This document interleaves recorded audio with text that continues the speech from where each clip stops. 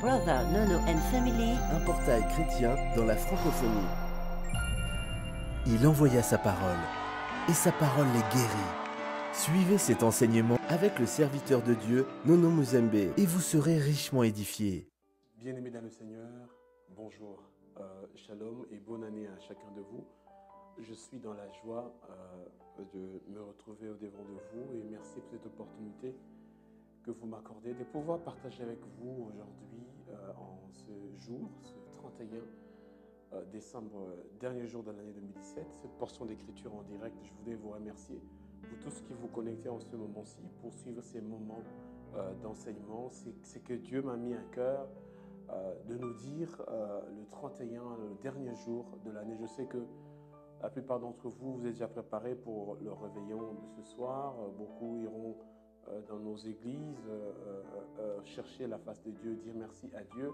D'autres n'iront pas peut-être, mais je voudrais qu'ensemble nous puissions écouter cette portion d'écriture avant que nous puissions traverser cette année 2018 qui arrive à grands pas dans quelques heures déjà. Et donc, nous allons incliner nos têtes pour prier et dire merci à Dieu et de lui recommander ces instants. Seigneur, nous voulons te dire merci pour cette opportunité que tu nous donnes de pouvoir partager cette portion d'écriture en ces jours.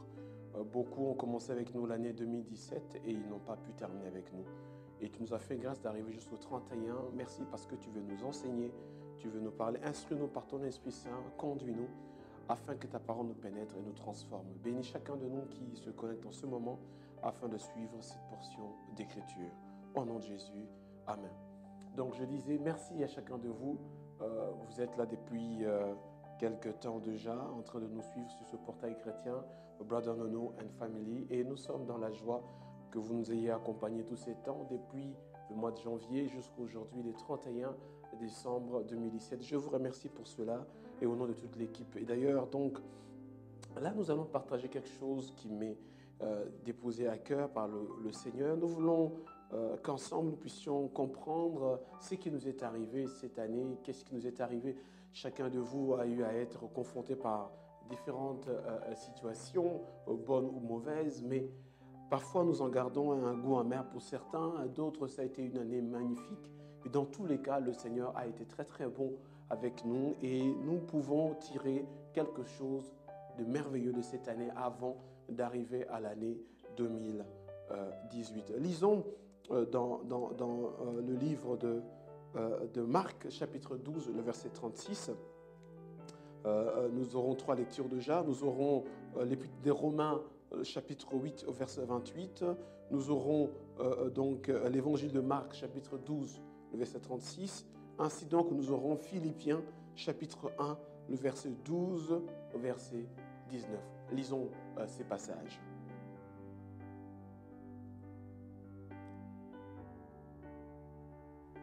Nous savons du reste que toute chose concourt au bien de ceux qui aiment Dieu, de ceux qui sont appelés selon son dessein.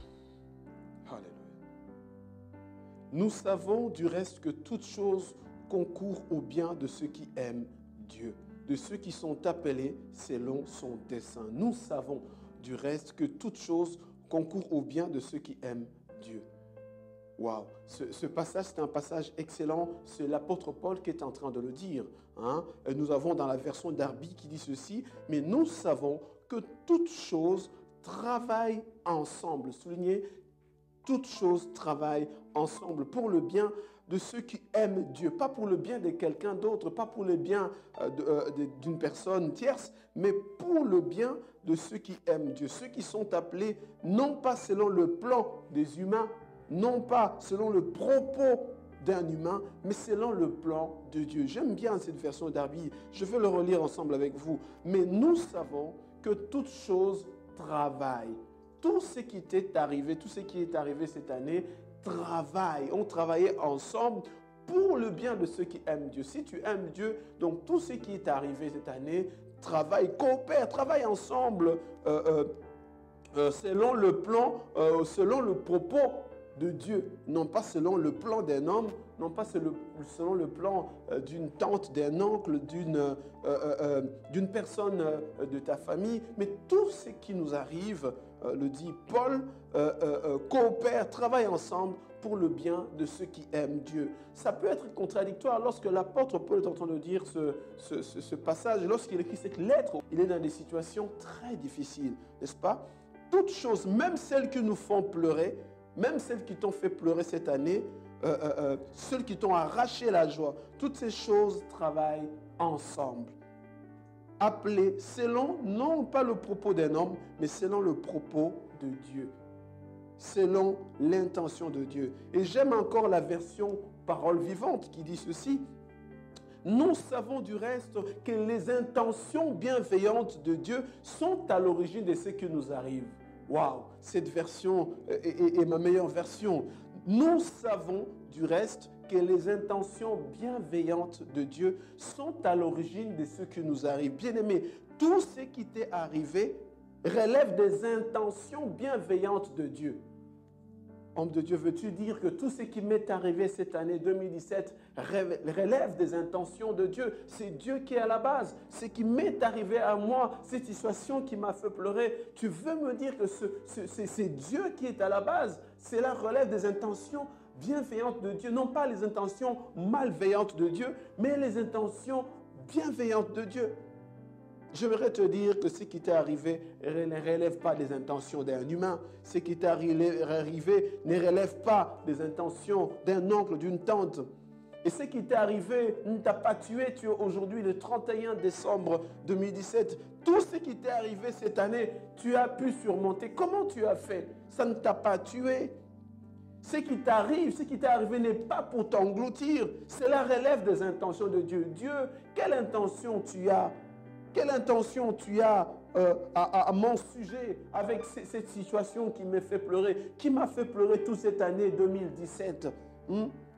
Ce qui relève des intentions bienveillantes de Dieu dans nos vies finit par nous rendre gloire et nous propulser plus haut. Je reprends cette phrase. Ce qui relève des intentions bienveillantes de Dieu dans nos vies finit par nous rendre gloire et nous propulser vers le haut. Quelquefois, les choses qui nous arrivent dans la vie ne correspond pas à nos attentes. Ce qui arrive dans notre vie ne donne pas les couleurs qu'il faut afin que nous puissions avoir des signaux qui nous montrent que ça va aller bien, ça va aller mieux. Ce qui nous arrive souvent nous fait pleurer, mais je voudrais te dire que ce qui te fait pleurer, qui relève d'ailleurs des intentions parfois bienveillantes de Dieu, finit par lui rendre lui-même gloire, car c'est un moyen pour lui de nous propulser plus haut. Ce qui relève des intentions bienveillantes de Dieu ressemble souvent à une impasse, à une situation chaotique, à une situation de l'abandon et du mépris, du moquerie. Ce qui nous arrive souvent, ça a souvent cette couleur-là. Et j'aimerais ajouter encore que ce qui relève des intentions bienveillantes de Dieu, à première vue, nous déçoivent. Souvent, c'est que Dieu fait, les méthodes que Dieu utilise, à première vue, nous déçoivent, nous désorientent, nous bousculent nos calculs, bousculent notre façon de voir les choses. Ce qui relève des intentions bienveillantes de Dieu à notre sujet ne vient pas dans nos propres calculs, ça ne correspond pas avec notre attente. Ce qui relève des intentions bienveillantes de Dieu ne suit pas le cours de choses normales, des programmes. Elle nous formate, elle nous forge, elle nous presse. Comment est-ce que tu peux dire, homme de Dieu, que ce qui m'est arrivé relève des intentions bienveillantes de Dieu, alors que ça me froisse, ça me presse, ça me tire les larmes des yeux, ça mouille mes yeux? Waouh! Ce qui relève des intentions bienveillantes de Dieu, à première vue, nous laisse dans l'incompréhension la plus totale. Nous sommes dans les questionnements. Ce qui t'est arrivé cette année t'a laissé dans les questionnements. Ce qui t'est arrivé cette année a commencé à te faire douter même de Dieu. Ce qui t'est arrivé cette année a commencé à installer des pensées négatives, à dire moi c'est à cause de tel, c'est à cause de ceci, est-ce que c'est pas ma faute, qu'est-ce qui m'est arrivé, je ne suis pas en paix, l'année s'achève comme ça, je ne me suis pas retrouvé, ce qui m'est arrivé. Si ces choses-là pouvaient te tuer, tu ne serais pas là aujourd'hui en train de m'écouter, mon ami. Ce qui relève des intentions de Dieu, à première vue, nous laisse dans l'incompréhension. Je suis moi-même dans l'incompréhension de voir ces choses qui t'arrivent. Je n'arrive pas à comprendre comment tu es arrivé à ces situations-là. Je ne sais pas expliquer.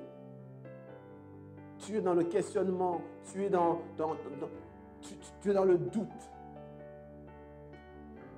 Wow. Dieu utilise souvent des méthodes non conventionnelles parfois pour nous introduire dans un régime d'exception. Il utilise des méthodes non prévues par l'humain. Il utilise des méthodes non conventionnelles pour nous introduire dans un régime d'exception. Nous voyons cela avec Joseph qui devient Premier ministre en Égypte, dans un pays étranger. Il n'était pas prévu, mais les méthodes que Dieu a utilisées l'a introduit dans des régimes d'exception au point qu'un Hébreu pouvait devenir Premier ministre en Égypte. L'Égypte à l'époque était comme les États-Unis aujourd'hui. C'était une grande puissance, une grande civilisation. Vous savez que l'hiéroglyphe a été trouvé là-bas. Vous savez qu'il y a eu des bibliothèques d'Alexandrie dans lesquelles on a trouvé beaucoup de choses. L'Égypte antique, l'Égypte ancienne était une grande nation de valeur, crainte. Et c'est là que Joseph est devenu Premier ministre. Joseph n'est pas devenu Premier ministre dans un petit pays. Joseph n'est pas devenu un Premier ministre dans un pays non connu. Non, Dieu l'a introduit par des méthodes exceptionnelles. Qui pouvait croire que pour devenir Premier ministre, il fallait passer par la case de règnement de ses frères. Il fallait passer par la case où tes frères ne veulent pas de toi. Il fallait passer par la case où tes frères te vendent. Il fallait passer par la case où, dans la maison où tu as été accueilli, Potiphar, son épouse, fait en sorte que tu te retrouves en prison. Qui pouvait nous dire, qui pouvait nous faire croire qu'en passant par la prison, on monterait pour devenir Premier ministre? Qu'est-ce que sont ces méthodes que Dieu utilise pour élever quelqu'un? Je n'arrive pas à comprendre les méthodes de Dieu.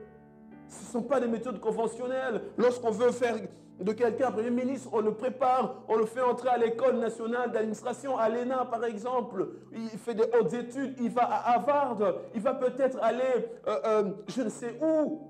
Il ne peut pas passer par la prison. Il ne peut pas passer par le mépris. Ça, c'est les méthodes de Dieu. Dieu utilise des méthodes non conventionnelles pour nous introduire dans un régime d'exception. Nous voyons cela aussi avec Marie. Lorsque nous lisons l'histoire de Marie, une vierge femme, elle n'était pas la seule à être vierge à cette époque-là. Il y avait plusieurs femmes, plusieurs jeunes femmes qui étaient vierges. Mais Dieu l'a introduite dans un régime d'exception au lieu qu'elle passe par la case normale où chaque homme et chaque femme doivent avoir des enfants. La Bible dit qu'il se trouva que Marie était enceinte. Comment il se trouva que Marie se trouva enceinte? Lisons cela dans Matthieu chapitre 1, verset 18. Voici de quelle manière arriva la naissance de Jésus-Christ. Marie, sa mère, ayant été fiancée à Joseph, se trouva enceinte. Elle était fiancée, mais elle se trouva. J'aimerais dire à quelqu'un ici, tu te trouveras à des moments, dans des situations où personne ne t'attend. Il se trouvera que tu as eu ce que tu voulais avoir, mais pas par des méthodes que les hommes auront utilisées. Dieu est en train de t'introduire dans un régime d'exception. Mais par quelle méthode? Quels sont les choix? Quels sont les critères de choix de Dieu? Marie se trouva enceinte.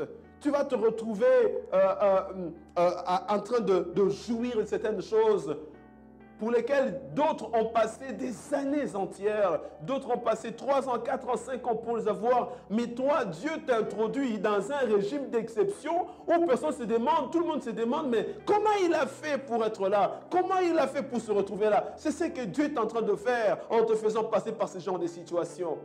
Je ne sais comment, mais ce que je sais, c'est que lorsque je lis les Écritures, lorsque je vois ce que Marie a connu, lorsque je vois la situation de Joseph, je me dis, ce Dieu-là qui t'a permis d'arriver jusqu'au 31 décembre 2017 n'a pas fini avec toi.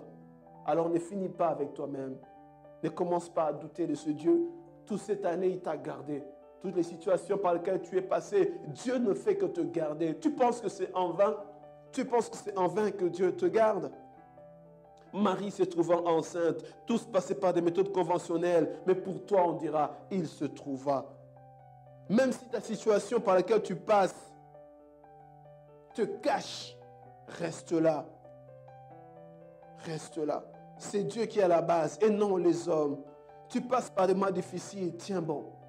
Lorsque nous avons lu cet épître de Paul, je dirais la lettre de Paul aux Philippiens, le chapitre 1, le verset 12 au verset 19, Paul était un citoyen romain. En tant que citoyen romain, lorsqu'il fut arrêté, il a fait sa demande de comparaître à Rome devant César. Comme c'était un citoyen romain, pour que son cas puisse être traité au plus haut niveau justement. Il avait ce droit en tant que citoyen romain. Il pouvait aller devant la Cour suprême. Lorsque Paul est en train d'écrire cet épître en disant « Ce qui m'est arrivé a contribué au progrès de l'évangile », pendant qu'il le dit, il est en prison. Paul devait aller annoncer l'évangile dans d'autres contrées. Il devait aller en Europe, il devait aller un peu partout, étendre la parole de Dieu. Il voulait faire quelque chose de merveilleux. Mais il se retrouve en prison. Quelquefois, vous voulez accomplir de très très bonnes œuvres, mais vous vous retrouvez en prison. Vous vous retrouvez net stoppé. Vous vous posez la question, mais je ne voulais que faire du bien. Qu'est-ce qui m'est arrivé? Comment je me retrouve en prison? Comment je me retrouve arrêté? Qu'est-ce qui s'est passé? Vous êtes dans la même situation que Paul. Paul se trouvait aussi dans une situation où il devait aller prêcher l'évangile, mais il fut net arrêté et mis en prison. Et donc, comme il était citoyen romain, il a demandé à être présenté, à comparaître, à être jugé à Rome, parce que c'était un citoyen romain, à être jugé devant César. Et à cette époque, il avait aussi des problèmes de bureaucratie, chers amis. Ah oui, comme d'habitude, il y avait des problèmes d'administration, comme à notre époque. Cela a pris beaucoup de temps pour que son cas soit examiné. Vous savez qu'aujourd'hui, lorsqu'on vous arrête dans certains pays pour qu'on puisse examiner votre cas, ça prend du temps. En même temps, vous vous retrouvez au cachot, en prison, personne ne sait vous défendre. Mais si vous êtes dans d'autres pays occidentaux, dans des pays où le droit est respecté, disons à 80-90%, vous allez peut-être payer une caution pour pouvoir vous retrouver à l'extérieur le temps que votre situation soit réglée, le temps que votre situation soit examinée. Mais à cette époque aussi, il y avait de ceux-là qui étaient emprisonnés et pouvaient payer pour être mis en prison dans de bonnes conditions. Et une des différences entre notre époque et notre système aujourd'hui, c'est qu'à l'époque, il n'y avait pas de caution. Donc, vous devez rester en prison. Vous restez en prison.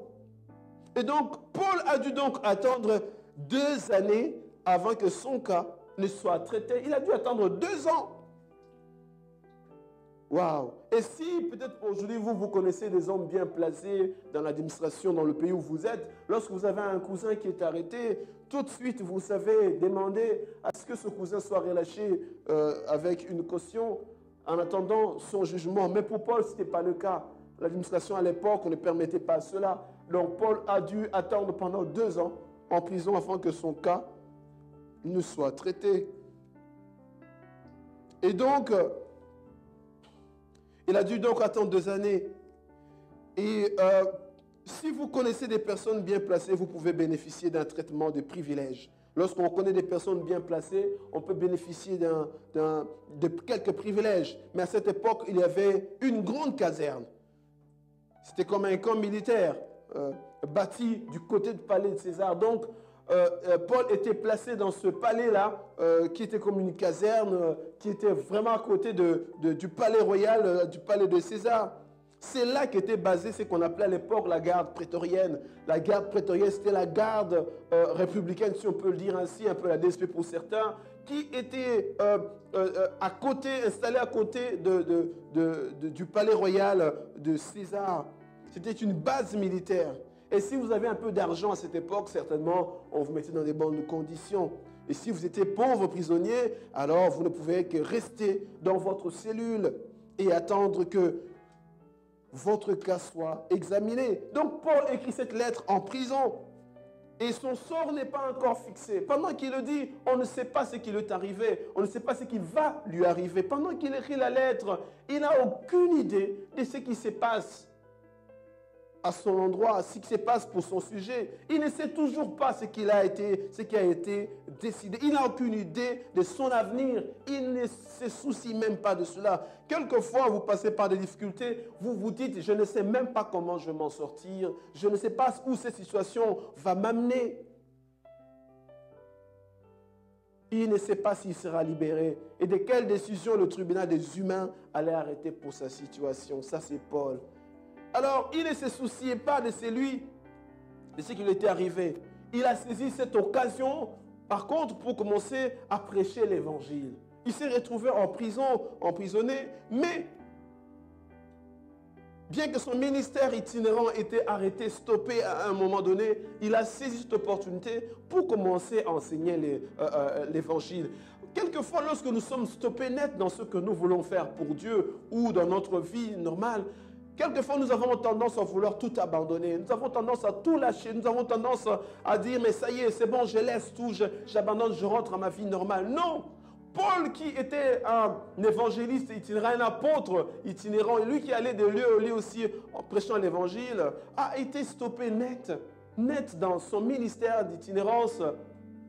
Et qu'est-ce qu'il a fait? A-t-il arrêté, Seigneur, je voulais aller prêcher l'évangile, et voilà qu'on m'arrête, et moi aussi j'arrête? Il n'a pas fait cela. Il n'a pas fait cela, Paul. Par contre, il a saisi l'opportunité. Lorsque tu es dans les moments difficiles, comment est-ce que tu fais? Comment est-ce que tu réagis? Est-ce que tu abandonnes tout? Est-ce que tu abandonnes tout?